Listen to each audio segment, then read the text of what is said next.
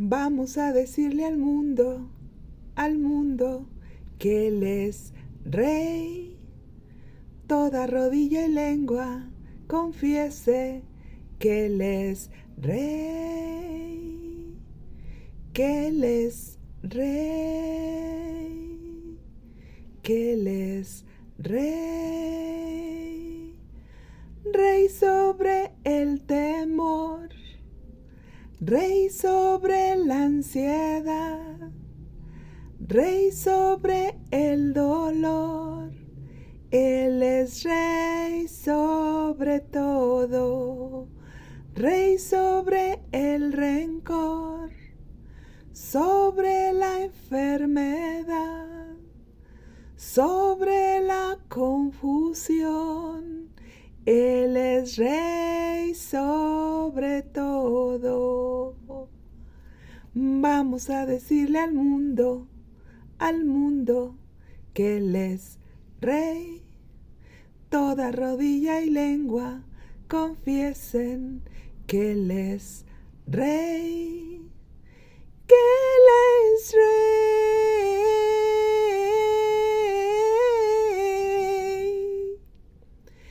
que Él es Rey.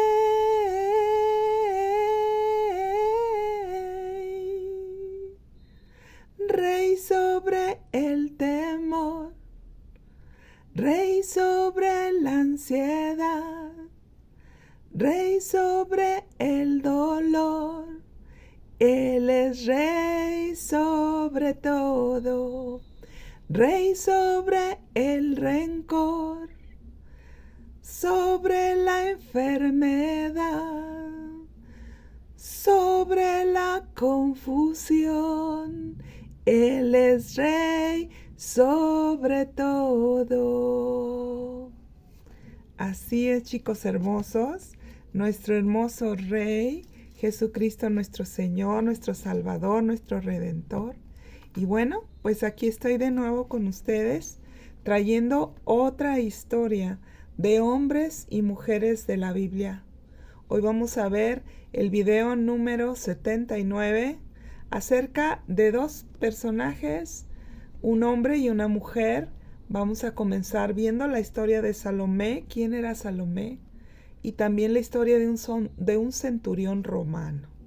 Y bueno, aquí en estas historias, aunque son muy diferentes, pero que tuvieron en común el haber conocido a nuestro único Señor y Salvador, Jesucristo nuestro Redentor.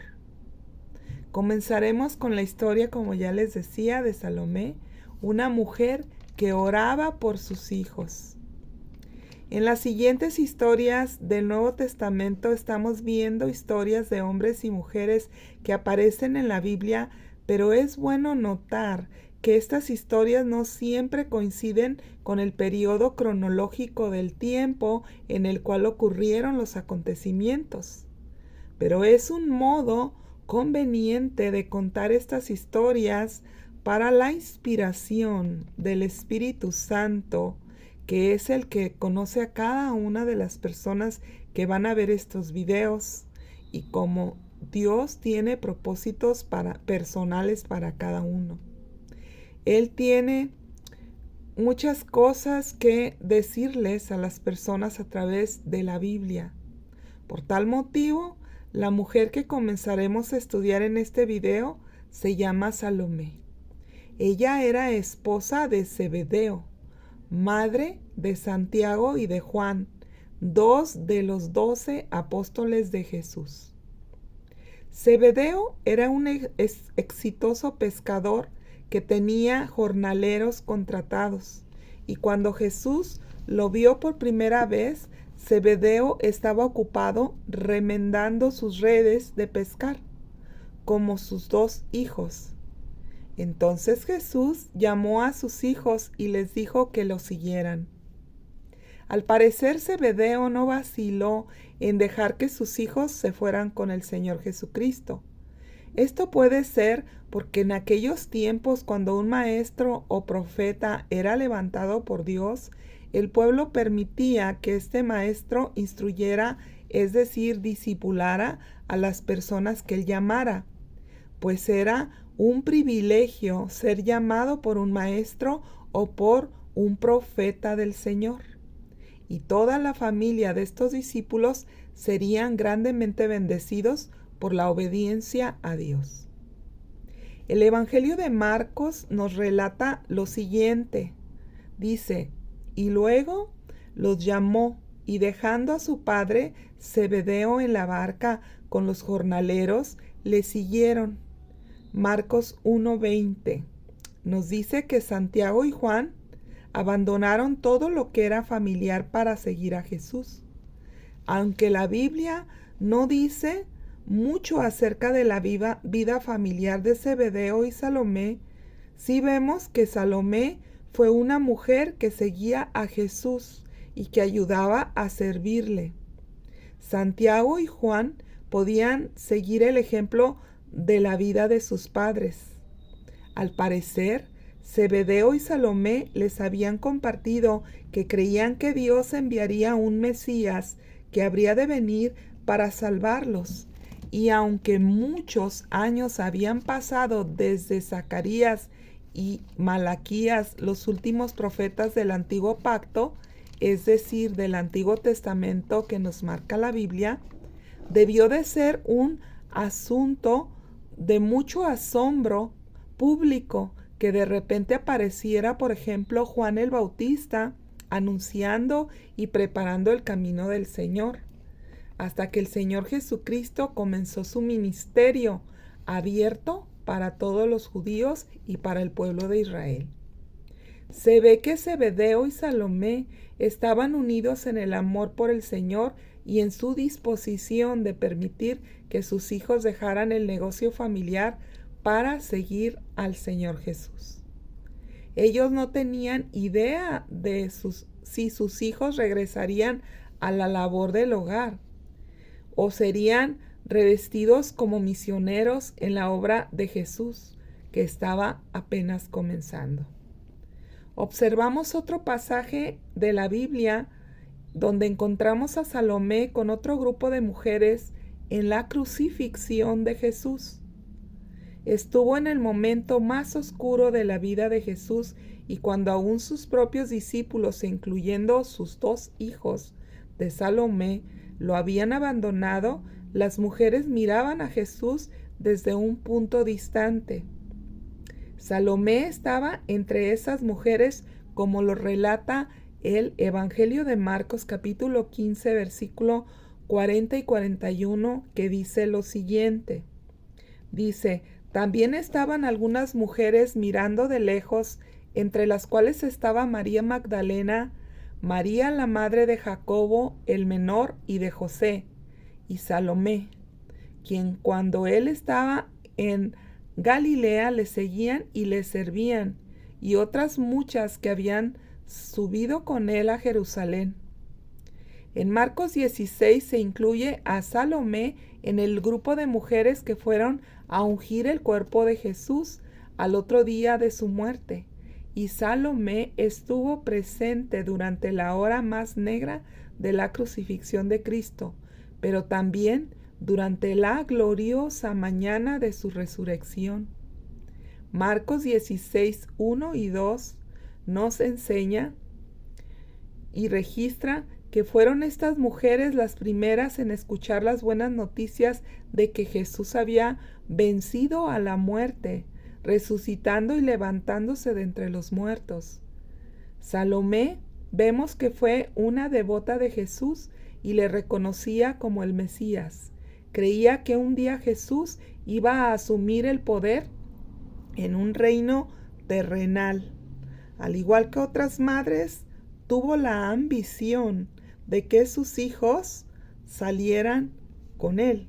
Sabiendo que sus hijos mantenían una íntima relación con Jesús, Salomé se dirigió a Jesús con gran audacia y le pidió que se le diera a sus 2 hijos un lugar de honor en su reino. Solicitó abiertamente a Jesús que uno se sentara a la izquierda de Jesús y el otro a su derecha cuando él se sentara en su trono.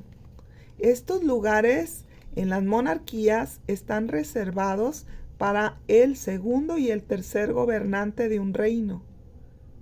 Esto está en Mateo capítulo 20, versículo 21 al 23.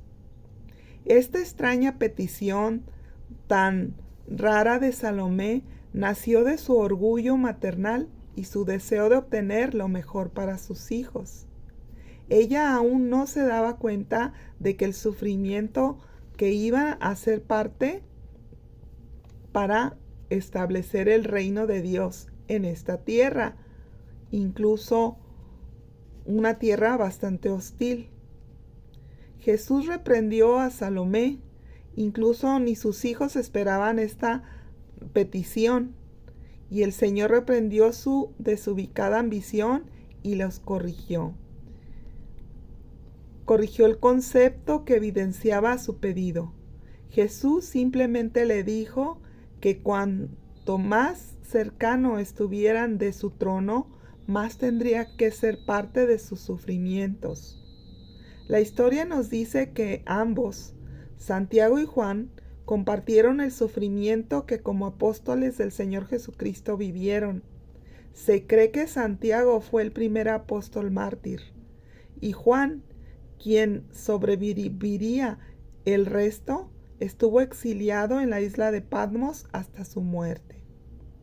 Esto nos deja claro que el servir al Señor Jesús es una copa que solo con la ayuda cercana del Señor todos podremos de beber un poco en esta tierra, por tan hostil que es el establecer el reino de Dios en este mundo en el cual nosotros vivimos, que a lo bueno lo juzga de malo y lo que aborrece Dios lo cataloga de bueno. Mateo capítulo 20, versículo 25 al 27 dice: Entonces Jesús, llamándole, dijo: ¿Saben que los gobernantes de las naciones se enseñorean de ellas, y los que son grandes ejercen sobre ellas potestad? Mas entre ustedes no será así, sino que el que quiera hacerse grande entre ustedes será su servidor. Y el que quiera ser el primero entre ustedes será su siervo, es decir, su esclavo. Debemos de tener cuidado de no juzgar o criticar las peticiones de Salomé a favor de sus hijos. Tengamos presente las lecciones positivas que nos enseña y debemos aprender a apreciar hasta qué punto puede una vida dedicada a Dios ser de influencia en sus hijos. A menudo se debe a las oraciones de una madre y su testimonio consistente que los hijos entregan su vida a Dios desde su juventud. Cuando esos niños llegan a la adolescencia, la fe en Dios que observan en el ejemplo de padres piadosos constituye un poderoso antídoto contra el pecado. No hay felicidad que se pueda comparar a la de los padres cristianos que vivir para ver a sus hijos que viven para la gloria de Dios y dedicados completamente a su servicio. Porque Salomé amaba al Señor, su gozo debe de haber sido rebosante, porque sus dos hijos se convirtieron en discípulos de Jesús y le siguieron fielmente hasta el fin de sus vidas. Podemos también aprender algo de Salomé. Le hizo un pedido a Jesús que no debiera de haberle hecho.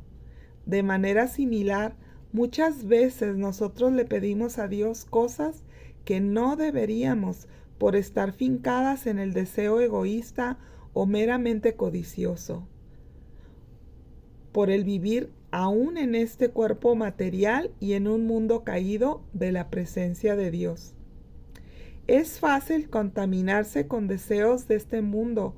Por eso el apóstol Juan en una de sus cartas nos instruye diciendo, Primera de Juan capítulo 3, versículo 21 y 22, nos dice: Amados, si nuestro corazón nos reprende, confianza tenemos en Dios, y cualquier cosa que pidamos la recibiremos de Él, porque guardamos sus mandamientos y hacemos las cosas que le son agradables delante de Él. Si guardamos los mandamientos del Señor y hacemos lo que le agrada, entonces podemos orar con confianza. Si estamos viviendo para Dios, Él mismo nos guiará en nuestra vida de oración.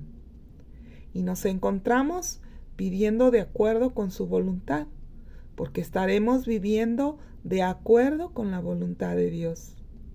Entonces, si alguna vez pedimos algo que no debemos pedir, el Espíritu Santo nos lo hará saber. Así como Jesús le dijo y le hizo saber a Salomé que su petición era incorrecta, pidámosle a Dios que nos ayude a ser personas que oren de acuerdo con su voluntad. La Biblia también nos habla de la historia de un hombre que fue considerado como un ejemplo de vida por el hecho de que este hombre también reconoció que el Señor Jesucristo verdaderamente era el Hijo de Dios. El nuevo pacto de Dios con nosotros tan solo pide que creamos en nuestro Señor Jesucristo como nuestro único y suficiente Redentor. Y si lo hacemos, nosotros y toda nuestra casa tendrá la oportunidad maravillosa de salvación. Esto está en el libro de los Hechos, en el capítulo 16, versículo 31 al 34, que dice que por la fe en Jesús como nuestro Salvador, dice la Biblia que viene por el oír la palabra de Dios y la salvación viene por creer. Esta historia es de un hombre que no solo oyó que Jesús era el Mesías, que venía a salvarnos de la muerte y la condenación eterna por el pecado, sino que también le conoció en condiciones muy desfavorables para él, pues él era un centurión romano que estaba siendo parte de la crucifixión de nuestro amado Señor. Aquí vemos la inimaginable compasión y misericordia de Dios por toda la humanidad. Hay personas que dicen, yo no creo que Dios me pueda perdonar estos pecados porque son horribles. Pero esta historia nos confirma el gran amor de Dios por los pecadores y el cumplimiento de la palabra que está en el libro de Isaías, en el capítulo 1, versículo 18, donde dice que el Señor, vengan y estemos a cuentas. Si tus pecados fueran como la grana, como la nieve serán emblanquecidos. Si fueran rojos como el carmesí, vendrán a ser como la blanca lana. Lo que siempre nos pide el Señor es que reconozcamos nuestros pecados y tengamos la humildad de venir delante de Él y pedirle que nos perdone. El centurión nos cuenta la tradición católica que se le llamaba Longino y que se convirtió en un fiel seguidor de Cristo que predicó el Evangelio de Jesucristo y murió como mártir.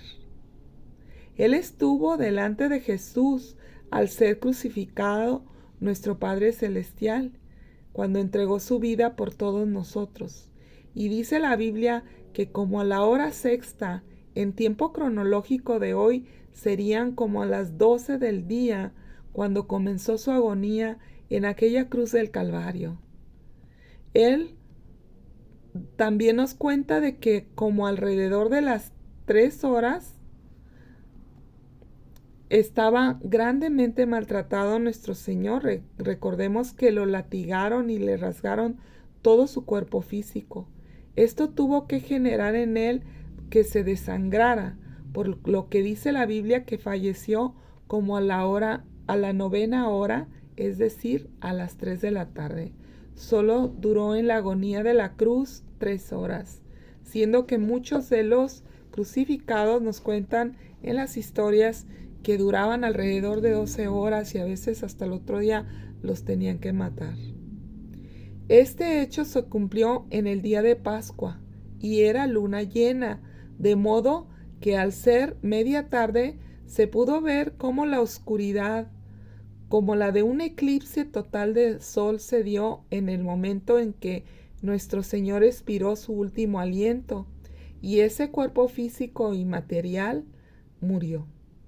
Esta oscuridad que hace mención la Biblia, dicen los estudiosos, que no pudo ser por un eclipse, porque cuando la luna se aprecia llena es porque el sol le está dando de frente y en la tierra la pueden ver. También un eclipse total de sol no dura más de 5 minutos. Es muy extraño que pasen más de 5 minutos. Sin embargo, esa situación que sucedió en la cruz del Calvario duró esa oscuridad más tiempo.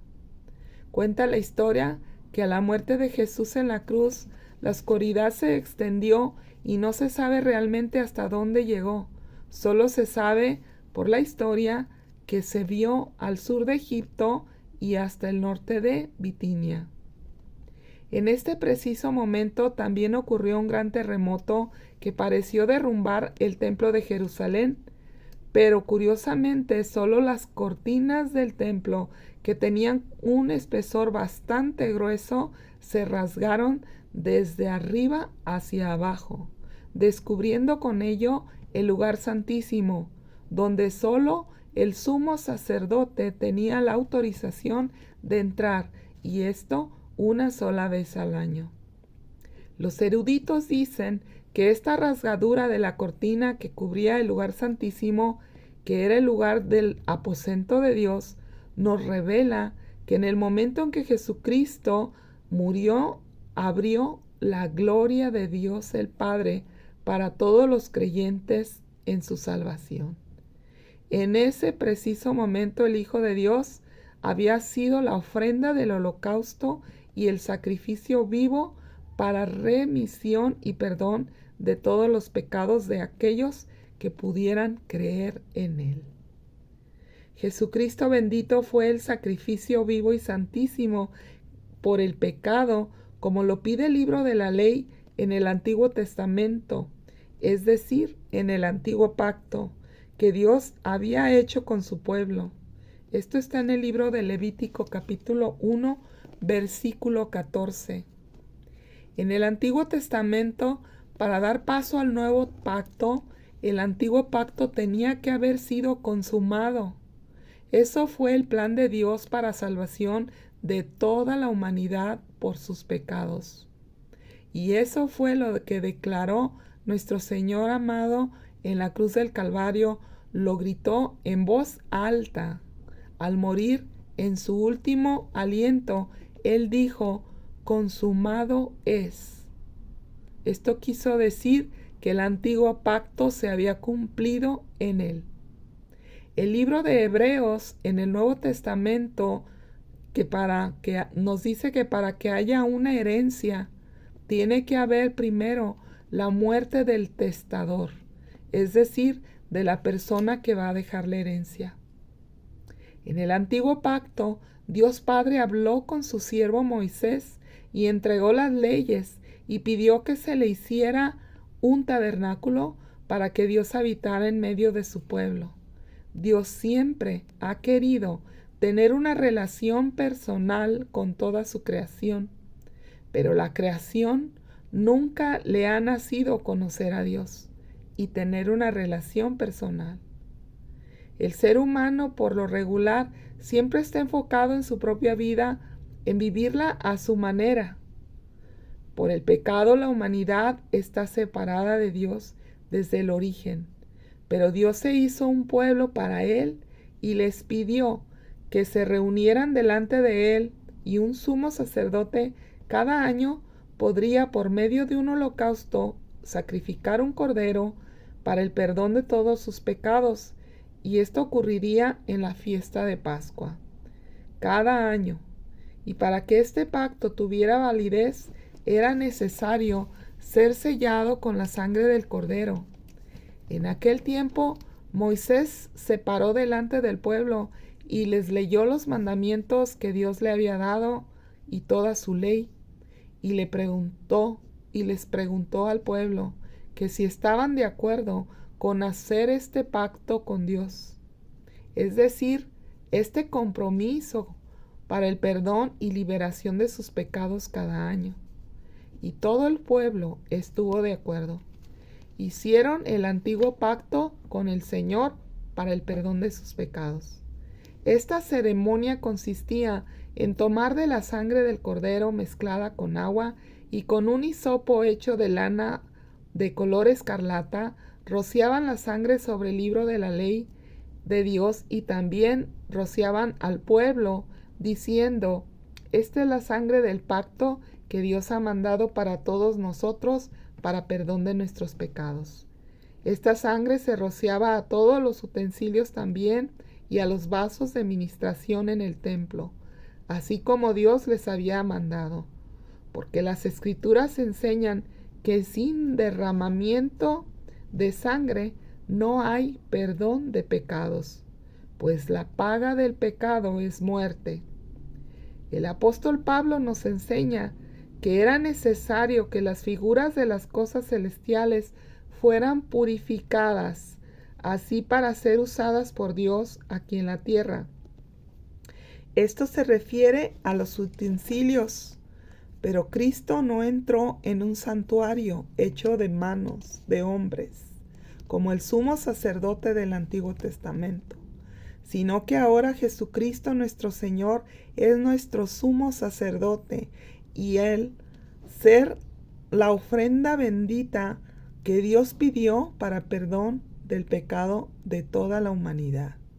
Ahora Él entró en el cielo mismo para presentarse por nosotros ante Dios, y ya no era necesario que se haga una ofrenda muchas veces como en el antiguo pacto.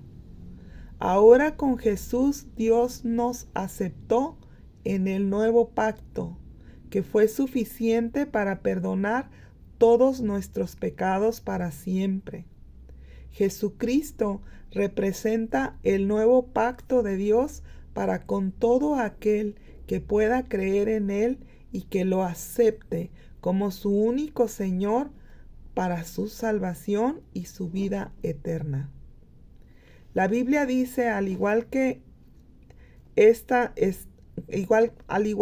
establecido que la humanidad muera una sola vez y después el juicio, así también Cristo fue ofrecido una sola vez para llevar los pecados de muchos, y aparecerá por segunda vez sin relación con el pecado, es decir, ya no en forma humana, sino resucitado en su forma de Dios, para llevar a los que esperan en Él a su gloria eterna. Nuestro Señor Jesús ya había anunciado que era necesario que Él pusiera su vida para salvación de muchos.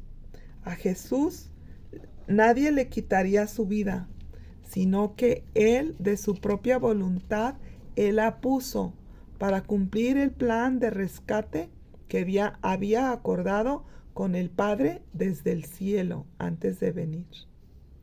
Era necesario el derramamiento de la sangre del Cordero de Dios. Cristo representa el nuevo pacto de Dios para la humanidad, para que todo aquel que pueda creer en Él no se pierda, mas tenga la vida eterna. La sangre de Cristo limpió toda la maldad, y por eso ahora podemos entrar libremente a la presencia de Dios cuantas veces queramos. Es importante saber que este plan de Dios fue realizado con la ayuda de la conspiración de los enemigos de Jesús. Sin embargo, en la apacible noche de Betania y en el deleitoso compañerismo de la cena previa a la Pascua, había tristeza por la inminente muerte que se avecinaba. Hubo traición, arresto, juicio, negación, abuso físico, crucifixión y muerte. La misión del siervo de Dios finalmente se cumplía y la redención ha sido alcanzada, un hecho confirmado por Dios de que había aceptado el nuevo pacto. Fue la resurrección y ascensión de Jesucristo nuestro Redentor. Y horas antes de que este gran tiempo de Dios, que este gran triunfo de Dios sobre el pecado se realizara, nos muestra Marcos capítulo 15, versículo 39, al centurión. El centurión tenía en su coraza que cubría su corazón grabado el sello de su señor, el César romano. Este centurión sentía orgullo de comandar a 100 soldados de la élite romana. El centurión observó las cruces y esperó a que la muerte redujera a aquellos cuerpos a una masa de carne sin vida. No obstante, al estar observando con detenimiento las víctimas, se había dado cuenta que uno había sido totalmente diferente a todo lo que este veterano soldado hubiera visto en su vida. Este hombre no era un malvado asesino, y sin embargo no se defendió cuando los demás lo hicieron. No profirió ruegos ni maldiciones, no condenó ni suplicó misericordia. De hecho, hizo algo que estremeció el corazón del centurión. Perdonó a todos sus ofensores. En toda su carrera, Jesús fue el único que había ofrecido misericordia al centurión, aunque representaba todo lo que había puesto a Jesús en aquella cruz. Aún así Jesús lo perdonó. Y en ese momento, la única confesión que el centurión pudo hacer delante de Jesús fue el reconocer y decir con voz audible: verdaderamente este hombre era el Hijo de Dios. 2000 años después, la gente sigue mirando a Jesús, el Hijo resucitado de Dios. ¿Qué confesión haría usted de él? ¿Acaso usted también reconocerá que Jesús es el Hijo de Dios comisionado para ser su Redentor? ¿Será uno de los que del alto porcentaje que lo rechazó y no cree que Él es nuestra única salvación para vida eterna? Nuestro amado Señor fue uno como cualquier ser humano que tuvo que enfrentar la soledad de su llamado. ¿Alguna vez se ha sentido usted solo? ¿Ha enfrentado una situación donde se sintió completamente solo? Quizás tomó una postura en algo que estaba convencido era verdadero y correcto, pero en el momento crucial, cuando apareció la oposición en todo su furor, se encontró desamparado porque todos se fueron y lo dejaron solo.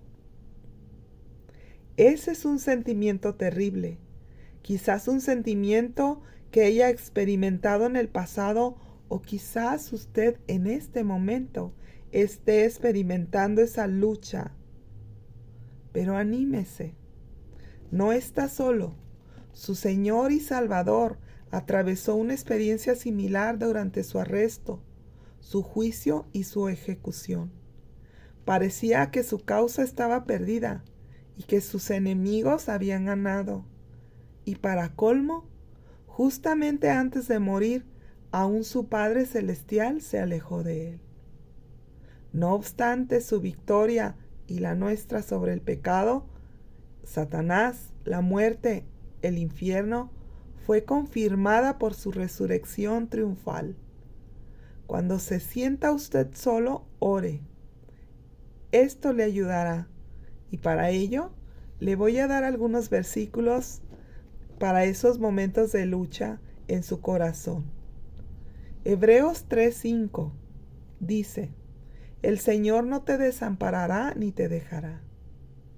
Mateo 28:20 dice: he aquí, yo estoy con ustedes todos los días hasta el fin del mundo. Hebreos 4:15 y 16 dice: que tenemos un sumo sacerdote que fue tentado en todo, pero sin pecar. Por eso se compadece de nuestras debilidades.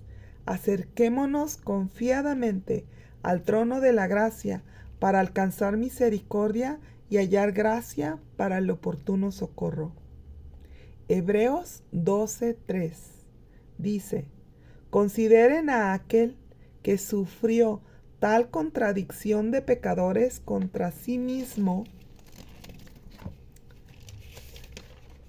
pero que su ánimo no se canse hasta desmayar. Esta es la recomendación de Dios para todos aquellos que se estén pasando por un periodo de sentimiento de soledad. Oremos. Gracias, Padre, porque si no haya sido por ti, todos hubiéramos muerto en nuestros propios delitos y pecados. Pero gracias a que tú viniste a salvarnos y a redimirnos de todos nuestros pecados, es que ahora podemos tener confianza que vamos de camino al cielo. Porque la tierra y estos cielos pasarán, pero tu palabra permanecerá para siempre. Y esa palabra abrazamos hoy por la fe y confiamos que tú al morir nosotros vendrás y nos llevarás contigo para siempre. Así lo creemos en el nombre de Jesús. Amén. Y bueno, chicos, pues ustedes saben que estos videos los hago para las personas que nunca le han entregado la vida a Cristo. Si este es su caso, yo le quiero invitar a que dé ese paso de fe y crea en el Señor Jesucristo como su Redentor y su Salvador eterno. La Biblia dice que hay fiesta en el cielo cuando un pecador se arrepiente. Y hoy es posible que hubiera muchos pecadores arrepentidos que reconozcan que sin su Salvador no tienen entrada al cielo o vida eterna. Jesucristo es nuestro único Salvador. Por favor, repitan esta oración conmigo todas aquellas personas que quieran entregar su vida a Cristo. Díganle así: Señor, en este momento te abro mi corazón para que tú entres y gobiernes mi vida. Reconozco que soy pecador y te pido perdón por todos mis pecados desde que nací en esta tierra. Te pido que los quites de mí y los eches hasta el fondo del mar, como dice tu palabra. Yo creo que Jesucristo es tu Hijo y que vino a esta tierra para salvarme. Creo que murió y también resucitó venciendo a la muerte, y por eso hoy yo tengo vida eterna. Señor, por favor, dame de tu Espíritu Santo para que me enseñe todas las cosas que deba de saber y para que me ayude a mantenerme en el camino de Cristo hasta llegar al cielo. Te lo pido en el precioso nombre de Jesús. Amén. Si usted hizo esta oración, yo lo felicito y le recomiendo que lea su Biblia. Si no tuviera una Biblia en casa, pues que corra a la librería a comprar una y que la comience a leer. Le recomiendo leer el Evangelio de San Juan, donde explica con facilidad lo que Dios hizo por todos nosotros. Y bueno, una oración de bendición para todos. Padre, en el nombre de Jesús, hoy quiero bendecir a todas las personas que te han recibido como su Señor y Salvador.